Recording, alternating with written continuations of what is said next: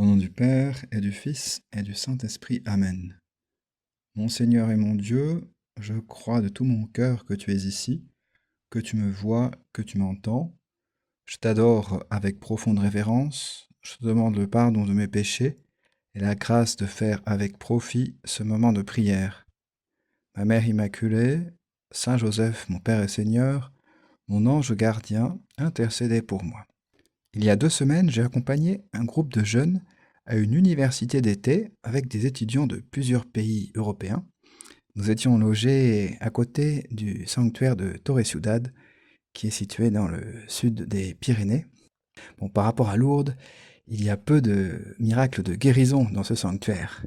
Celui qui a promu ce sanctuaire, Saint José Maria, disait « Voilà les miracles que j'attends, la conversion et la paix pour beaucoup d'âmes. » Jésus, je souhaite qu'il y ait aussi dans mon cœur un profond désir de conversion, de demande de pardon. Et je veux que ce désir de conversion se manifeste dans mes paroles. Aujourd'hui, dans la messe, juste avant l'évangile, il y a un verset qui est encadré par l'Alléluia.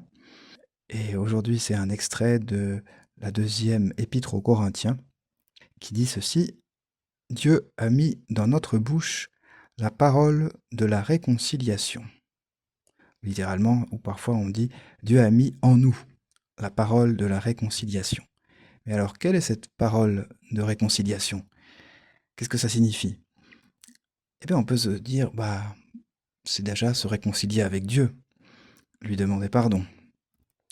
Pour ça, nous utilisons les prières que nous aimons. Par exemple, il y a la prière juste brève de la messe. Seigneur, prends pitié. Ô Christ, prends pitié. Et nous connaissons aussi probablement l'acte de contrition. J'ai un très grand regret de vous avoir offensé parce que vous êtes infiniment bon, infiniment aimable et que le péché vous déplaît. Bon, après, ça continue. Et il y a aussi une prière pour demander pardon que le pape François qualifiait de prière simple mais très belle. C'est juste la prière du cœur. Seigneur Jésus-Christ, Fils de Dieu, aie pitié de moi, pécheur.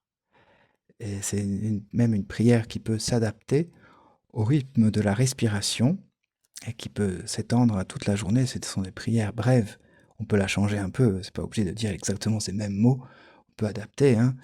Mais je t'invite à la redire dans ces quelques instants de silence.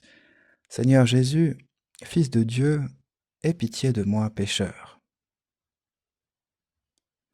Et voilà, tu verras que cette prière permet aussi à la fois d'affirmer notre foi en Jésus qui est notre Seigneur, comme ça c'était dans le passage d'une épître de Saint Paul, Jésus-Christ est le Seigneur. Et puis aussi, on se rappelle de l'ange Gabriel lors de l'Annonciation à la Vierge Marie. Il a appelé Jésus, il t'a appelé Fils de Dieu pour te présenter, t'introduire dans le monde.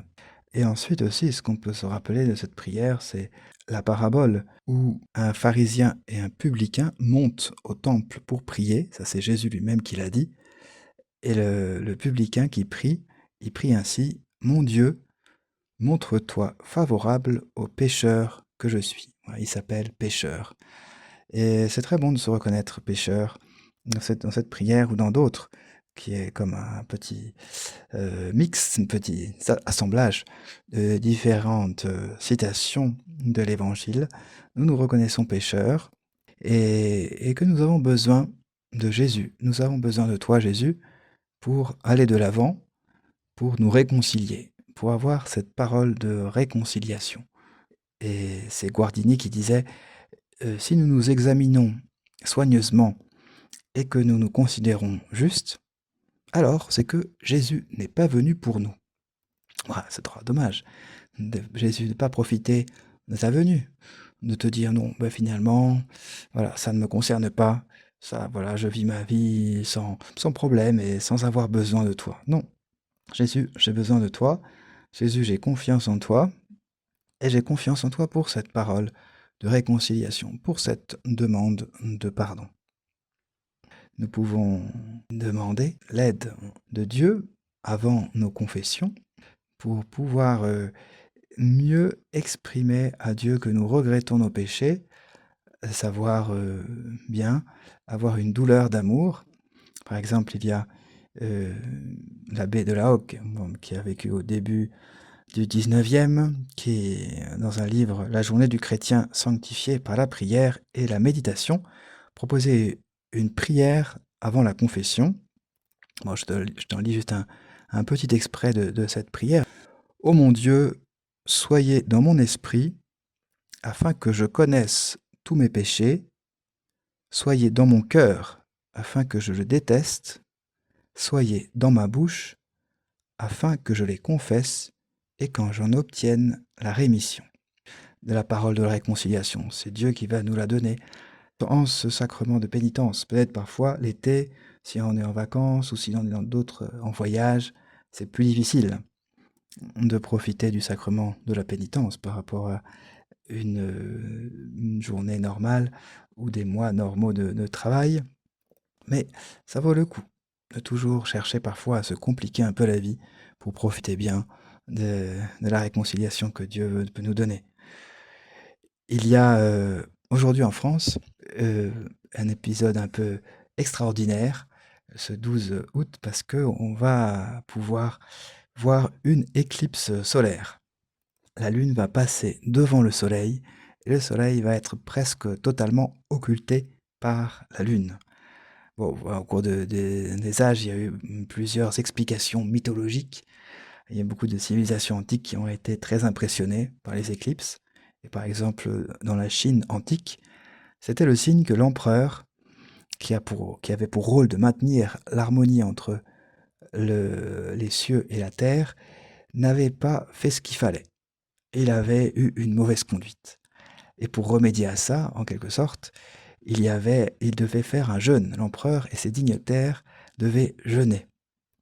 Mais pour nous, il ne s'agit pas seulement d'une histoire folklorique. Nous savons, Seigneur, que tu es mort il y a 2000 ans et que tu es ressuscité le troisième jour pour nous pardonner nos péchés, pour nous apporter cette réconciliation du monde. Tu nous demandes, Seigneur Jésus, de participer à cette réconciliation, pas uniquement par des paroles, mais aussi par des œuvres de pénitence, par exemple comme le jeûne ou comme d'autres petits sacrifices que nous acceptons par amour. Dans l'évangile du jour, on trouve aussi une autre réconciliation, d'autres paroles de réconciliation que nous devons avoir vis-à-vis de nos frères. Parce que Jésus, tu nous dis, si ton frère a commis un péché contre toi, va lui faire des reproches seul à seul. S'il t'écoute, tu as gagné ton frère.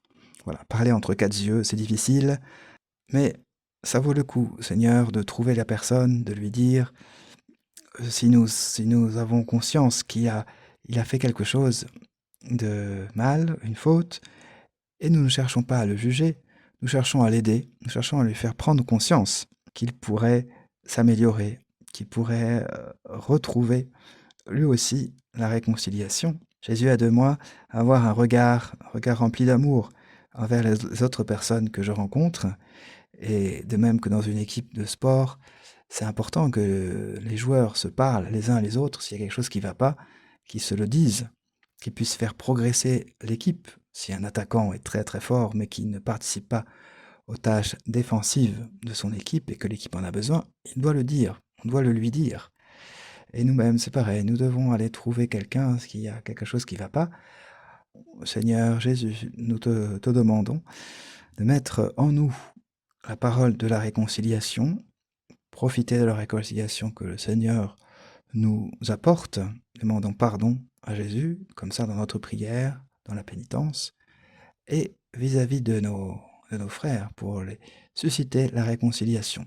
Aller les voir, seul à seul parfois c'est en demandant pardon, parfois c'est en leur exposant une chose qui ne va pas.